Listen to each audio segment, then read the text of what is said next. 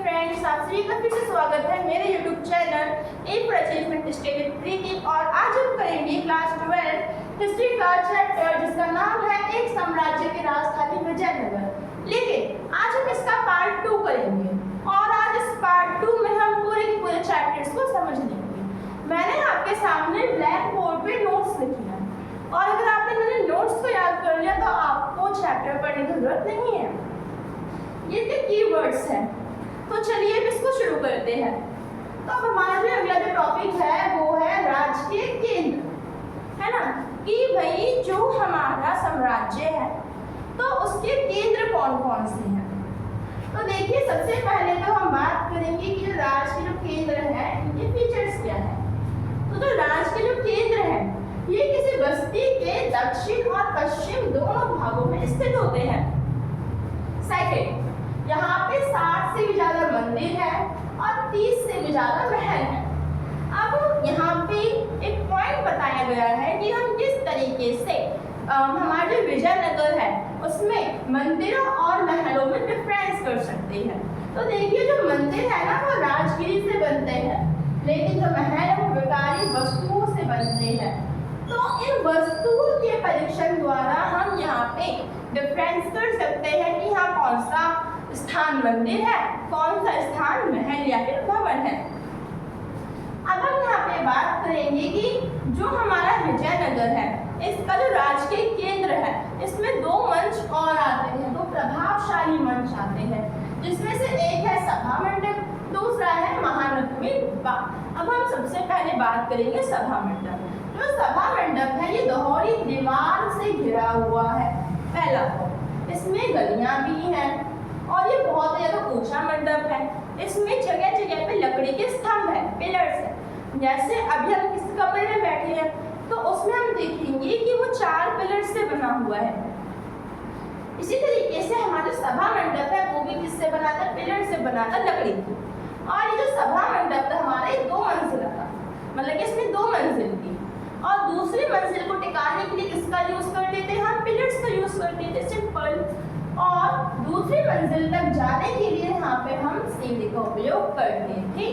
लेकिन यहाँ पे ये बात जरूर है कि हमने आज तक ये पता नहीं लगा पाया कि इसका जो यूज है वो किस काम के लिए होता था, क्योंकि यहाँ पे जो पिलर्स है वो इतने पास पास बने हुए हैं कि हमें यही नहीं पता चला कि जो सभा मंडप है इसका यूज हम क्यों किया करते थे।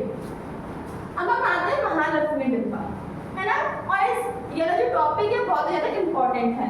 तो देखिए, जो महालक्ष्मी जो डिब्बा था ये ऊंचा और विशालकाय था, मतलब कि ऊंचा भी था और बहुत बड़ा भी था। इसका जो आधार है, जो इसका जो बेस है वो 11,000 फीट था और इसकी जो हाइट है वो कितनी थी, 40 फीट। इससे आपका क्वेश्चन आता है एमसीक्यू।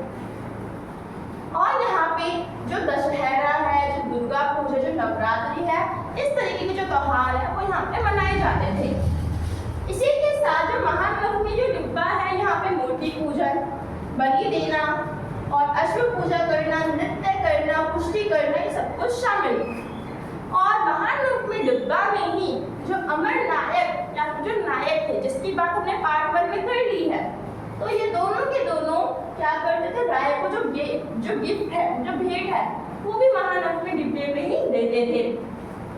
अब हम यहाँ पे बात क्या करेंगे कि विजयनगर में इसके अलावा भी कुछ और भी क्या है, महत्वपूर्ण भवन है जो कि आगे चल के राजकीय केंद्र बन गए। इसमें आता है कमल महल। कमल महल बहुत सुंदर महल है, वो वाला लोटस टेम्पल नहीं, दूसरा वाला लोटस टेम्पल है। तो जो कमल महल है इसमें जो लोग थे, जो राजा था और उसके जो भी मंत्री परिषद थे वो क्या करते थे, बातचीत किया करते थे, परामर्श किया करते थे एक दूसरे को। तो ये परिषद भवन था, एमसीक्यूज में आ सकता है। इसी तरीके से 1000 ग्राम जो मंदिर था जहाँ पे राय और उसका जो परिवार है वो रहा करता था। इतना क्लियर हो गया। अब जैसा कि हमें पता है कि जो हमारा विजयनगर जो साम्राज्य है इसकी जो राजधानी है वो या तो हम्पी है या फिर विजयनगर। दोनों को हम्पी और विजयनगर सेम है, बस नाम अलग अलग है। तो अब आता है कि जो विजयनगर है इसको हमने एक राजधानी बनाया, है ना।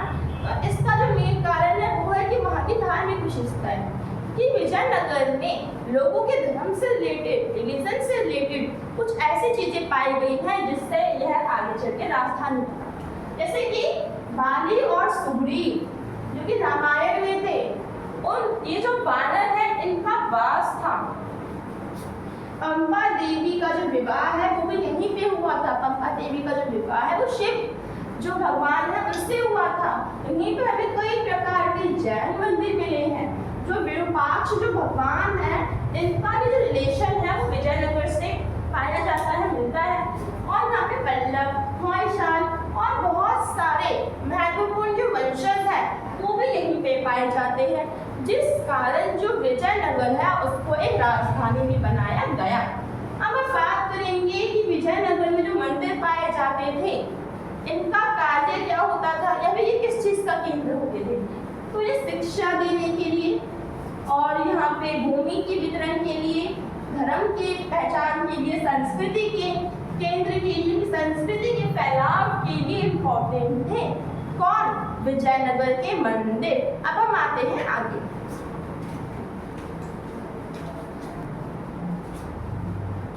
अब यहाँ पे हमारे पास जो अगला टॉपिक है वो है गौरवपुरम और मंडप। अब देखिए गौरवपुरम और गोमुख, तो ये जो होते थे ये एक गेट हुआ करते थे क्योंकि मंदिर से आने से पहले लगाए जाते थे।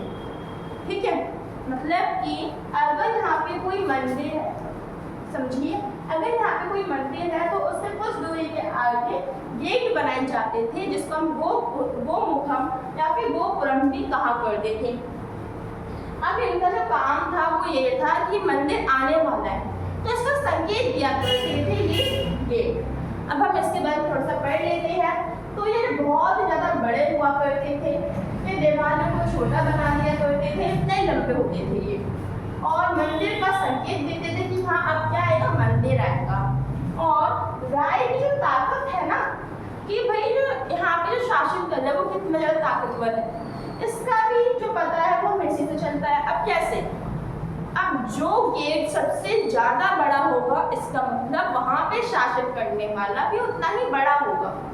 जो गेट जितनी ज़्यादा अच्छे से बनाया गया होगा इसका मतलब वहाँ का जो शासन है वो उतना ही प्रभावशील है। तो हम इससे पता लगा सकते हैं कि हाँ यहाँ पे जो राय है वो किस प्रकार से ज़्यादा ताकतवर है। अब हम बात करेंगे जो दो टेम्पल्स की, एक है विरूपाक्ष टेम्पल, दूसरा है विट्ठल टेम्पल। अब जो विरूपाक्ष जो मंदिर है इसके सामने ही एक मंडप है।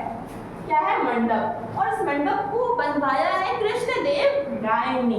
क्यों बनवाया है? राज्यारोहण के उपलक्ष्य में बनवाया है।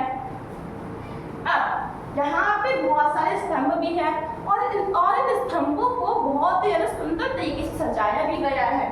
यहाँ पे विरूपाक्ष मंदिर में सभागार पाए जाते हैं। पेपर में 3 नंबर का क्वेश्चन आता है कि सभागार के कार्य बताओ या फिर किस चीज का केंद्र थे। तो ये यहाँ पे पूजन किया जाता था, देवी देवता को विवाह किया जाता था, समारोह मनाया जाता था, त्योहार मनाए जाते थे, गीत गाए जाते थे और नृत्य किए जाते थे।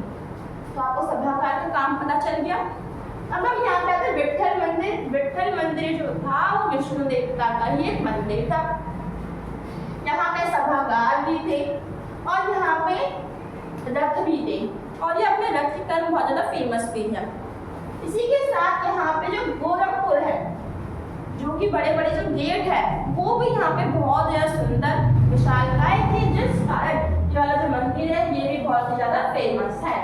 सो इतना समझ में आ गया आपको। अब हमने यहाँ पे इतना पढ़ लिया, मतलब कि हमने चैप्टर का 95% पढ़ लिया। अब बस एक लास्ट टॉपिक बचता है जिसमें हम पढ़ेंगे कि जो विजयनगर है ना इसके बारे में खोज किस तरीके से की गई, इसके बारे में पता किस तरीके से लगाया गया। तो देखिए सबसे पहले तो विजयनगर या फिर हम्पी को राष्ट्रीय स्थल 1976 में घोषित किया गया। इससे आपका क्वेश्चन आता है एमसीक्यू में, इम्पोर्टेंट भी है। इसके साथ ही इसके बारे में जो पता लगाया है वो यहाँ पे मैंने अभिलेखों से पता लगाया है और कई प्रकार के सर्वेक्षण हुए थे जिससे हमें इसके बारे में ज्ञान हुआ। यहाँ पे एक मेथड अपनाया गया है, उस मेथड को आपको बता देती हूँ। अब देखिए सबसे पहले तो क्या करा, यहाँ पे जो कॉलिन मैकेन्जी है और भी जो अफसर हैं उन्होंने सबसे पहले तो मानचित्र बनाया, एक मानचित्र बनाया। फिर उस मानचित्र को 25 भागों में बांट दिया, 25 भागों में बांट दिया, वो भी वर्गाकार करके, ठीक है, स्क्वायर शेप देके। उसके बाद क्या हुआ, हर डिब्बे में, हर वर्ग में एक वर्ड लिखा, एक लेटर लिखा और उस पर 1 2 3 4 इस तरीके से अंकन भी किया गया। और यहाँ पे आगे चल के ये जो वर्ग हमने बनाए थे ना उसको 2 और 3 बार डिवाइड किया गया। उसके बाद यहाँ पे जो संरचना है और जो मंदिर है उनको वहाँ पे दर्शाया गया और उसका पुनः जागरण किया गया। अगर आपको समझना है तो रिवाइव करके देख सकते हैं। इतना क्लियर हो गया। अब हम यहाँ पे क्या देखेंगे, लेकिन अभी ये जो विजयनगर है अभी वो नहीं बचा है, इसके जितने भी अवशेष है वो नष्ट हो गए क्योंकि बहुत पुराना है। यहाँ पे जो पत्थर से बने हुए जो अवशेष है बस वही बचे हुए हैं। यहाँ पे विठल मंदिर, विरूपाक्ष मंदिर के कुछ अंश। तो आई होप कि आपको चैप्टर समझ में आ गया होगा। अगर ना समझ में आए तो एक बार फिर से रिवाइज करके देखिए। आपका जो डाउट है उसको कमेंट में लिखिए ताकि मैं आपकी हेल्प कर सकूँ। मिलते हैं अगले चैप्टर की वीडियो में। जब तक आई होप कि आप उसको अच्छे से कर सकें।